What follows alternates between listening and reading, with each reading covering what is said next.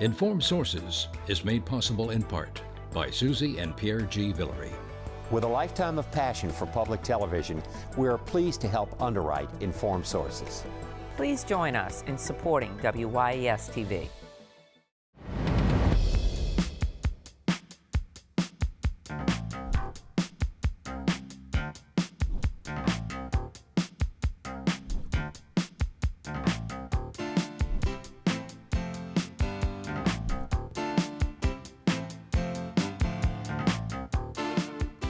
Hello, I'm Marcia Cavanaugh. Thanks so much for joining us. We have had crime waves before, but never have we had so much confusion about what to do about it. Even the accepted idea that criminals should be jailed has become a subject of debate.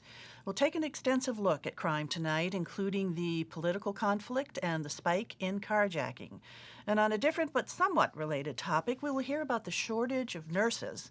And while the crime numbers soar, there may have been a touch of promising news from the COVID front. We'll investigate.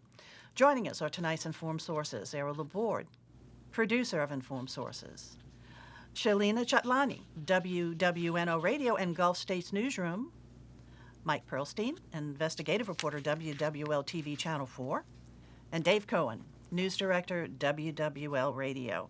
We're going to go on over to Dave and stick with Dave right now. And crime has just been so much in the news, particularly in Orleans Parish with what's been going on, the spate of carjackings, et cetera. Just kind of overall, give us a sense of what we're looking at crime in the area. Well, we're seeing unprecedented increases in crime really over the last 3 years. But for the first 3 weeks of this year, there's been an average of more than a murder a day. There's been an average of more than 2 carjackings every single day. And if you look at the numbers from 2019 till now, the Metro Crime Commission says that murders have more than doubled over that period of time. Shootings have more than tripled over that period of time. And we've seen a more than 1,000% increase in carjackings. So it's no wonder why people are saying over and over again that they're scared, that they're angry, and that they're worried, because we hear now not about crime in neighborhoods where for the last 300-year history of New Orleans there's been crime, not crime in neighborhoods where generationally, unfortunately, there's been violence that has persisted. But now it is happening in every neighborhood of the city. It's happening at every hour of the day. We're seeing husbands and wives and children carjacked at 2:30 in the afternoon outside of Audubon Park. We're seeing mothers picking up their daughters from play dates at their friends' homes by Tulane University carjacked in the middle of the day on a Saturday. And these stories continue over and over again. And so many of them have been caught on video, where we see this violence firsthand from a doorbell camera, from a crime camera, from a cell phone camera, or whatever it may be. And so it's become not a story about something that's happening somewhere else, that's been happening for years and years, but it's happening everywhere in the city all the time. And these kind of massive increases have generated anger and outcry, but they haven't generated any political movement other than talking. And those stats that you were just giving us, that's for the city of New Orleans, is what we're talking about specifically right now. That's correct. Suburbanly, we're not seeing those kinds of increases. It's really only in the confines of Orleans Parish. Now, it does bleed over.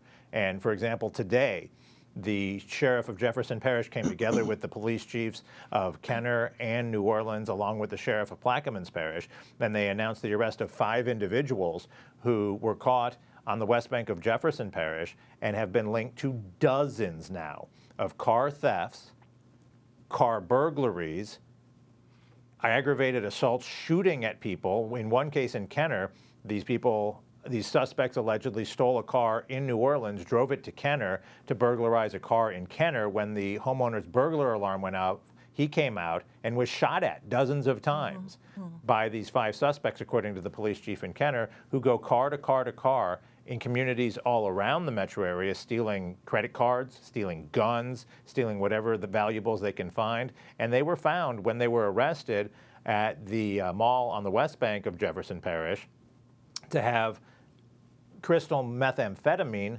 laced with fentanyl. So they hope that pulling these 5 individuals off the street, and they've already tied 2 to 3 dozen crimes to them, that they're going to continue to be able to tie more to them, and that arrests like this and cooperation across parish and city lines will help. But primarily, this crime is in the city of New Orleans. Dave, what do we know? And let me ask Mike, too, if he's open on it. What do we know about gangs? How much is this tied into gangs? It's not the kinds of gangs that we saw 10, 20 years ago, where we had a gang task force that went in and settled disputes over drug wars by arresting both gangs. In this instance, it seems to be more and more juveniles that are involved that are spending their time committing crimes, that they are just going to steal cars, to use them to commit other crimes, and then they're ditching those vehicles and then doing it all over again. And it doesn't appear, now there's some gang activity, of course there's still a drug war in the city of New Orleans, but it doesn't appear that many of these carjackings and other crimes that are making headlines are necessarily gang related. Mike, are you hearing any different? Well, and let's put some things in perspective to start with. There is an uptick in shootings, killings, and carjackings nationally in big cities. We're, I guess, calling New Orleans a big city for the purpose of being an urban area. So criminologists are puzzling all the factors that are involved in the pandemic. A disruption of many people's normal routines is certainly having an effect. But we do need to look very specifically at some of the root causes in New Orleans. It is not spilling over wholesale into the neighboring parishes. Now, as for gang activity, there is still the traditional sort of New Orleans style of gang. They're really more like crews of people who in the same neighborhood, grew up together, same block, some often related by blood, who are in the drug trade. It's not the traditional Crips, Bloods, Latin Kings style gangs that you might see in other big cities, but the New Orleans style, very fluid membership, and those still operate. But the spike that we're seeing in the carjackings in particular, as we mentioned, is being driven by juveniles. And that is, there is a direct link to many juveniles, not being in face-to-face school. Many of the after-school recreational programs, NORD programs that might have given them other activities are disbanded or on hiatus because of COVID. And there is a very interesting phenomenon of a certain peer mentality as a group of juveniles, and that's another interesting factor. Crimes that are a little more, I guess, planned and organized for profit. The person is very careful to, maybe work alone or to, take measures to get away with the crime, to take a car, take it to a chop shop, sell a stolen car, what have you. These crimes with juveniles are not like that at all. They're usually involve a group of juveniles who go from crime to crime, car to car, sometimes only driving around in a stolen vehicle for a matter of hours before ditching it. So it is, almost like, a social fad or trend that has, spiraled out of control. A pastime or an activity, yeah. Okay, well, let's get down to, the question, what's the plan? The chief spent hours answering questions from council yesterday, New Orleans City Council, police chief of the city of New Orleans. They were asking, where's the plan, where's the plan? The DA has released a plan. The chief and the DA have, well, let's say, maybe been at odds a little bit about what's happening here. There's no doubt they've been at odds. So, Dave, let's get you to talk about that. Well, they both keep pointing fingers at each other. The police chief says the DA doesn't keep people behind bars, that as soon as they're arrested, he either does not fight for a high bail or he does not bring charges, and he lets them go, and the cops have to keep arresting them over and over again. The DA says he is now prosecuting the majority of cases that the NOPD brings to him, but they're not bringing him many cases, that they're not making enough arrests. He said the ones that they are making, they're generally making good cases now, and that was a bit of a backhanded compliment, saying that if you just arrest more people, I'd prosecute more people. But, we talked to Dr. John Penny, the criminologist at SUNO, and he said what's really at the root of this, that is the elephant in the room that no one wants to really address, is the fact that there just are not enough police officers. Now, the police chief talked around that in his testimony at City Council, talked about how they're maximizing the available force that they have, and almost jokingly saying, I could always use more cops, when asked directly about that. But Dr. Penny said these criminals, largely these juveniles, they know there aren't enough cops. They know that they're likely not going to get caught for committing these crimes. There are no consequences for their actions, and even when they are caught, frequently the juvenile judges allow them out on bond or into their parents' or another adult's care, and then the cops end up arresting them right over again. And Dr. Penny said, until there is the political and public will to do whatever it takes to generate the funding to retain the cops that they have and hire more good cops, which is a challenge because they're getting maybe half the applications they used to get. There's a lot of anti-police sentiment, and fewer people want to be police officers now. But the fact is, there aren't enough cops to do the job. All right, Mike, let's get you to follow up on that. Well, all of those things are true, and really to look at the thing that is scaring people the most right now are these carjackings. As Dave said, they cross all neighborhoods, all times of day. It doesn't matter if it's a car with kids, and this is driven largely lately by juveniles. It was very, very bad throughout 2021. The first 3 weeks of 2022 has just been horrific, and it actually has led to these special counsel committee meetings with the chief, and later we're going to get the district attorney and other players in the criminal justice system. The thing that is a little out of anybody's control is the fact that the police department, as we know, is down to, I think it's 1,048 officers. The chief, after finally getting pinned down, said, ideally he'd like 1,400 to 1,500 officers. So we're way down from an effectively staffed New Orleans Police Department. Now, the result of a pack of juveniles who go, and we've seen these instances, one uptown just recently, 5 carjackings in the space of several hours. And when those juveniles go back to their neighborhoods and talk to their friends and peers, and seemingly without consequences, without any kind of police on their tail or high-speed chase, it emboldens some of their friends and peers and almost lessens the whole gravity of what they're engaged in. That they can get away with it. Okay. It's just another Tuesday in New Orleans, jump in a bunch of cars and take stuff. And it has this ripple effect of multiplying the number of juveniles who are willing to, let's face it, there is some evidence that a lot of this started with the pulling on door handles, reaching into glove compartments, and you find a gun, which is considered the jackpot on the street, and that gun now can be used. You stick a gun at somebody, these juveniles learn very quickly, and you can get everything and anything from a person: wallet, purse, keys to the car, and off you go to commit more of the same. Let me ask you this, if you can explain quickly, too, because we're kind of running out of time now in this segment, but Tiger Team. J.P. Morrell told the chief he wants to see that reinstated. It had been disbanded by Chief Ferguson when... Right, and there wasn't really a lot of the questions to the chief. That largely went unanswered. Obviously, a new police chief, when he took over from Michael Harrison, Sean Ferguson wanted to put his own stamp. He dismantled Tiger, as well as district task forces. Now, the district task forces had run into some problems of what would appear to be some unconstitutional policing. The NOPD still labors under this consent decree.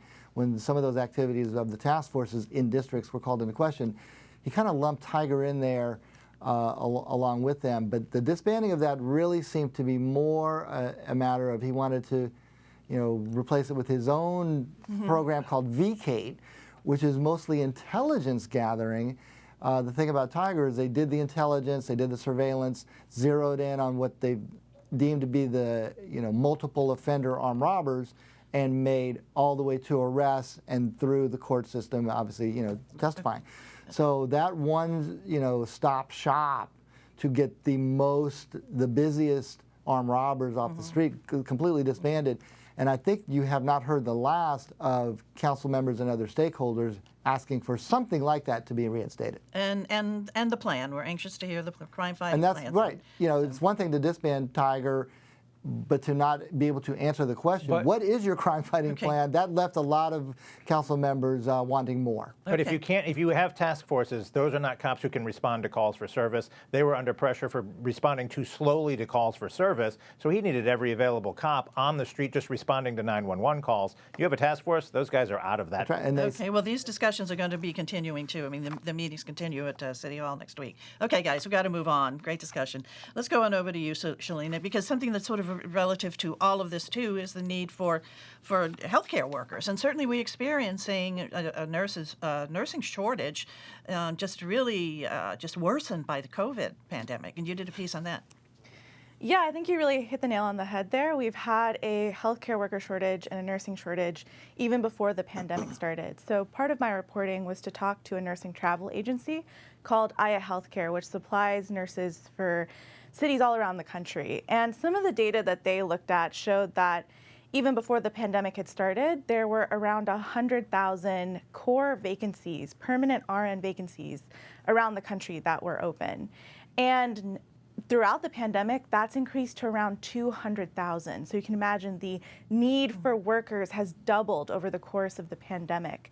And issues like burnout, nurses feeling like they're not being paid enough, nurses deciding to retire because of the weight of the pandemic has only intensified the worker shortage. And particularly during this Omicron wave, where Omicron as a variant of COVID-19 is highly transmissible, although perhaps not as severe as the Delta variant, is still causing a major number of cases. And there's just simply not enough staff for all the beds in hospitals. Because we have seen, too, that, the medical care workers and the nurses are themselves getting sick, so they can't show up to work. So what are we doing to address this nursing shortage? That's a great question. Well, the number one strategy that we've seen around the country is to hire temporary staff. So there's a few ways that can happen. The state can get funds from FEMA, for example, and use those funds in order to hire temporary staff. And hospitals can contract out with the state to get that staff, or hospitals themselves can go to travel nurse agencies and create private contracts.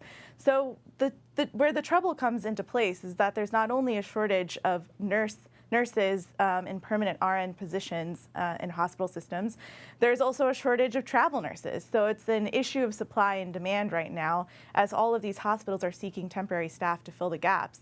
And what's happening is that hospitals, even in the South, are having to pay top dollar for a lot of these travel nurses. In Louisiana and some medical systems like Ochsner, I've seen contracts as high as $3,000 a week. In places like New York, it's $6,000 to $8,000 a week.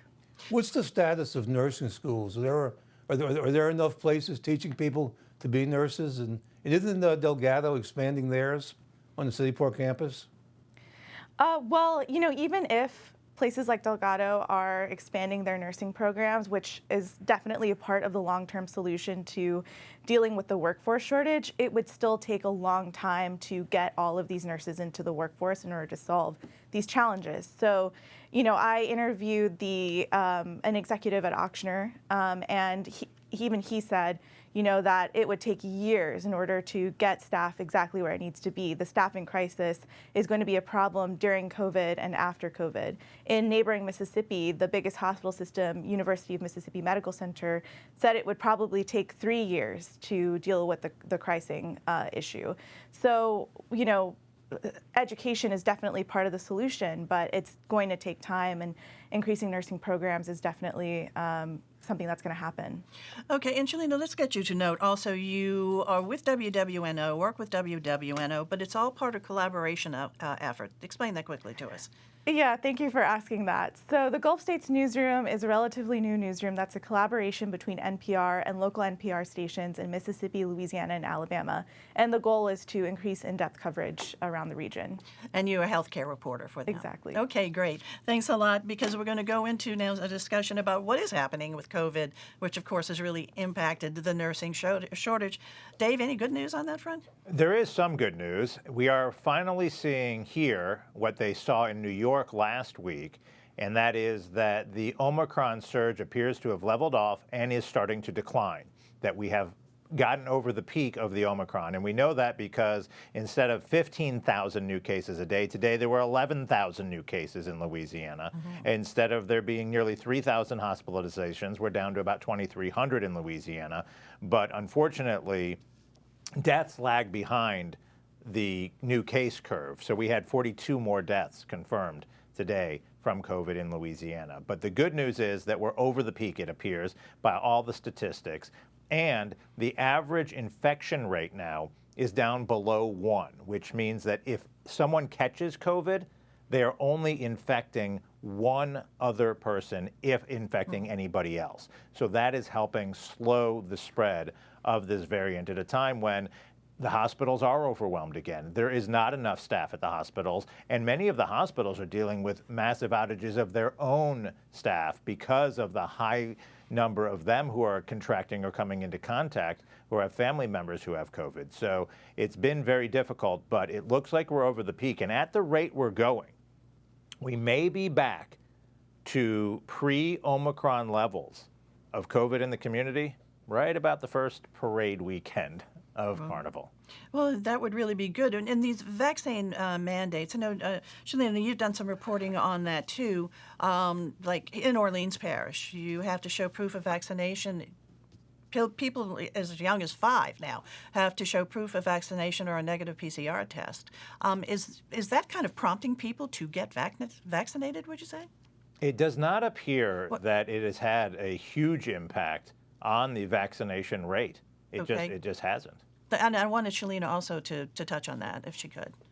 Well, what I'll say is that, you know, in the South, there's a lot of different factors that impact vaccination rates. So the states that I cover, Mississippi, Louisiana, and Alabama, have among the lowest vaccination rates in the country. And some of those reasons could be related to political identity, not really believing in vaccinations, anti-vax sentiment, believing it doesn't, you know, relate to your freedoms. And then in places like Orleans Parish, which do tend to lean a little bit more liberal, some people might just be getting more vaccinated because it aligns with their belief systems.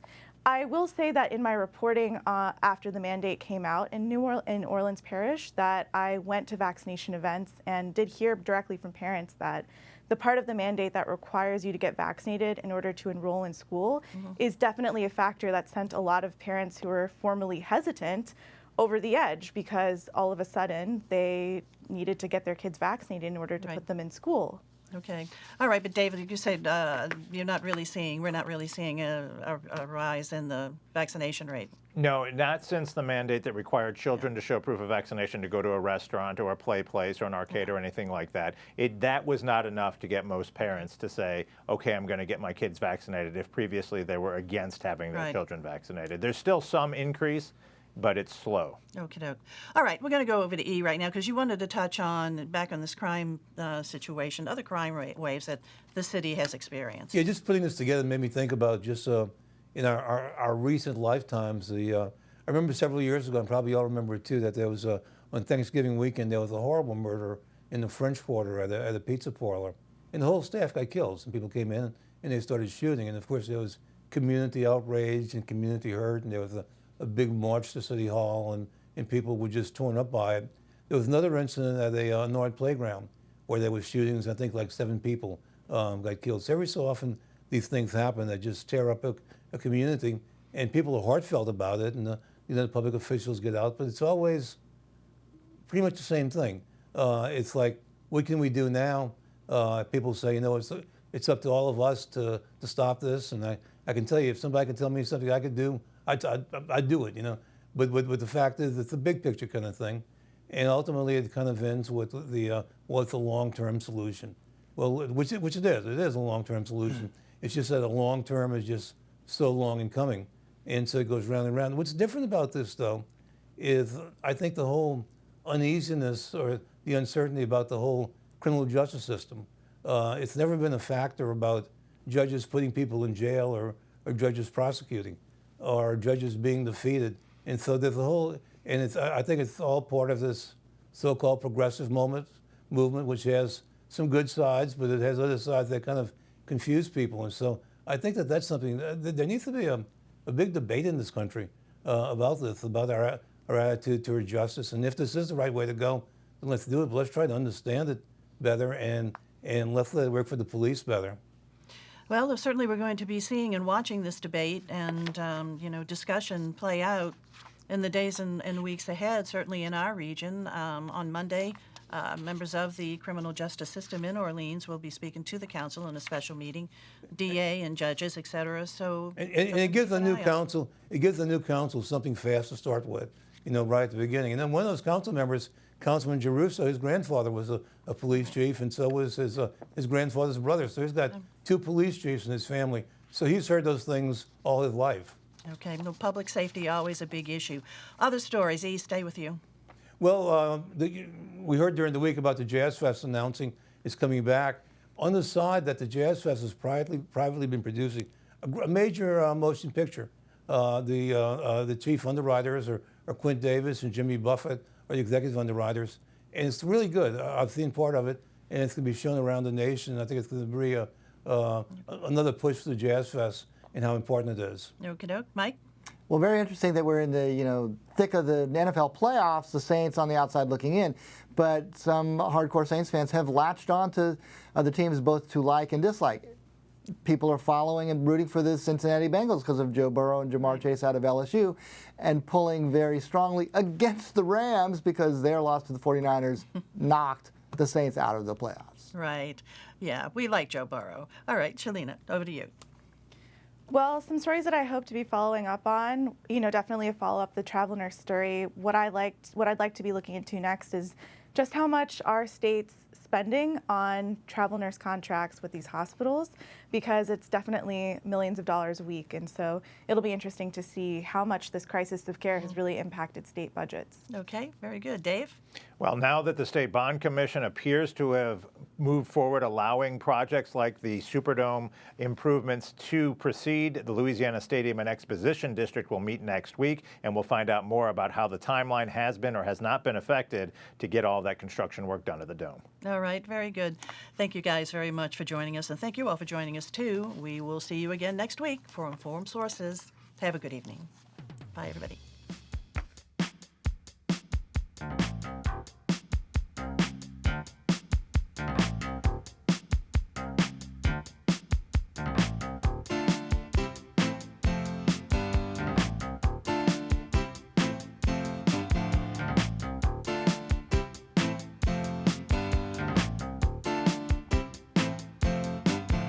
Informed Sources is made possible in part by Susie and Pierre G. Villery.